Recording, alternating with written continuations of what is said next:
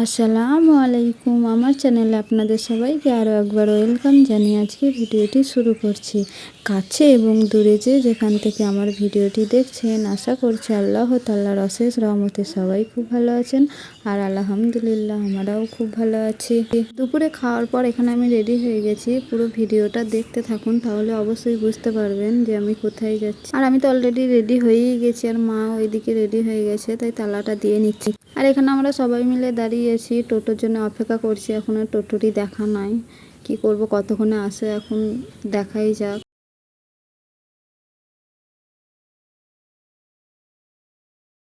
আর খুব একটা দাঁড়িয়ে থাকতে হয়নি, 1 মিনিট পরেই টোটোটাকে পেয়ে গেছি, তাই চলে যাচ্ছি বাস স্ট্যান্ডে। আর মা এখানে বাসে চাপার আগেই মিষ্টিটাকে নিয়ে নিচ্ছে, কারণ আগে আগেই কাজ সেরে নিচ্ছে মা। আর বাসে আমরা চেপে পড়েছি, অনেকক্ষণ পর বাসটা আসলো। আর এইদিকে আমার বড়দির ছেলেও চলে এসেছে, কারণ ও আমাদের সাথে যাবে।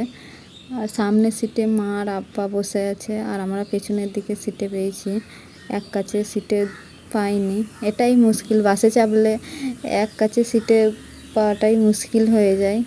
যে যেখানে পাই সে সেখানে বসে পড়ে, কারণ সেই টাইমটা হয়তো সিট পাওয়ার অপেক্ষায় থাকে, যে কোথায় সিট পাবো, কিন্তু এক কাছে বসার অপেক্ষায় থাকে না কেউ। অনেকক্ষণ বসে থাকার পরই দেখছি হঠাৎ করে এখানে দেখছি মেলা বসেছে চারিদিকে। আর কিছু এমনিতেও ভালোও লাগছে না, অনেকক্ষণ হয়েও গেছে, মনে হচ্ছে যে কতক্ষণে নামবো বাস থেকে। তাই কি করব, ক্যামেরা করতে করতে যাচ্ছি। ভালোই তো লাগছে না বাসের মধ্যে, হয়তো সামনে সিট পেলে আরও ভালো হতো। আর অনেকক্ষণ আসার পরই বাসটা একটু ব্রেক নিল।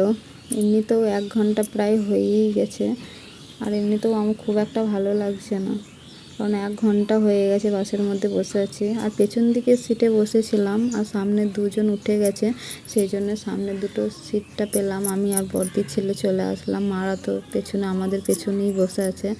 এমনিতেও চাইছিলাম যে সামনে সিট পেলে হয়তো খুব ভালো হয়, কারণ সামনে বসে দৃশ্যটা দেখতে পাবো ভালোভাবে, আবার ক্যামেরাটাও ভালোভাবে করা হবে। আর অনেকক্ষণ তো এমনিতেই বকবক করলাম, মেন টপিকে কথা বলাই হয়নি। আমি কিসের জন্য যাচ্ছি বা কোথায় যাচ্ছি কিছুই বলা হয়নি, কারণ আজকে যাচ্ছি আমার খালামণিদের বাড়ি। এমনিতেও একটা ভাইয়ের অ্যাক্সিডেন্ট হয়েছিল, তো সে হসপিটালে ভর্তি ছিল, আর আজকে 2 দিন আগেই সে বাড়ি এসেছে, সেই জন্য আরও দেখতে যাচ্ছি তাকে। আর বাস থেকে এমনিতেও নেমেও পড়েছি, এদের লাইনে আবার বাস ধরতে হবে দেখি।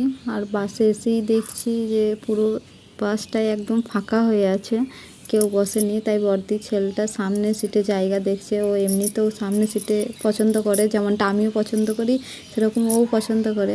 তাই সামনের সিটে জায়গাটা রেখে দিলাম দুজনা বসবো বলে। এখন কখন বাস ছাড়বে জানি না, তাই একটু চারিদিকটা দেখিয়ে দিলাম বাস স্ট্যান্ডটা। এখানে বাস ছাড়তে এখনও 10 মিনিট দেরি আছে, সেই জন্যে কী করবো ভেবে পাচ্ছিলাম না। আর এইদিকে তো খুব একটা আসাও হয় না, তাই চলে আসলাম চারিপাশটা একটু ঘুরবো বলে। সামনেই এটা রেল স্টেশন। অনেক ছোটোতে অনেক কবার আমি এইদিকে আসা যাওয়া করেছি, তখন মায়ের সাথে, খুব একটা আমার মনে নাই। আর বড় হয়ে এই প্রথমবার আমি আসছি, খালামণিদের বাড়ি যাচ্ছি। আগে একটু চেঞ্জ ছিল, এখন কিছু কিছু দেখে মনে পড়ছে। আর এখন দেখছি অনেকটাই চেঞ্জ হয়ে গেছে, পুরোটাই, অনেকটা মানে পুরোটাই চেঞ্জ হয়ে গেছে, দেখে বুঝতেই পারছি। বেশ তো খানিক দাঁড়িয়ে দাঁড়িয়ে সব কিছুই দেখলাম। এবার চলে যাচ্ছি বাসের কাছে, কারণ খুব একটা টাইমও নাই। হয়তো টাইম থাকলে আরও হয়তো কিছুক্ষণ একটু ঘুরে ঘাড়ে দেখা হতো, কারণ দেখার মতন অনেক কিছুই আছে। এখন মেন ব্যাপার হচ্ছে টাইমটা খুব একটা নাই।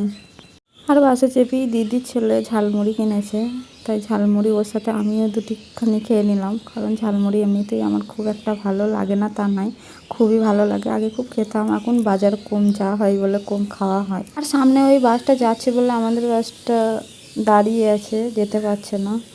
আবার জানি না কতক্ষণ যেতে হবে বাসে করে। আর অবশেষে খালামণিদের বাড়ি চলেই আসলাম। এখন হাঁটতে হাঁটতে যাচ্ছি, এখন মনে হচ্ছে জানটা একটু ছাড়লো। সেই 2 ঘন্টা ধরে বসে পাগুলো তো এমনিই ব্যথা করছে, এখন হাঁটছি, খুবই ভালো লাগছে হাঁটতে হাঁটতে যেতে। আর সন্ধ্যের টাইমটা আমরা একটু নাস্তা করে নিচ্ছি। ভিডিওটা এই পর্যন্তই ছিল, আশা করছি পরবর্তী ভিডিও পর্যন্ত সবাই সুস্থ থাকবেন, ভালো থাকবেন। আল্লাহ হাফিজ, আসসালামু আলাইকুম।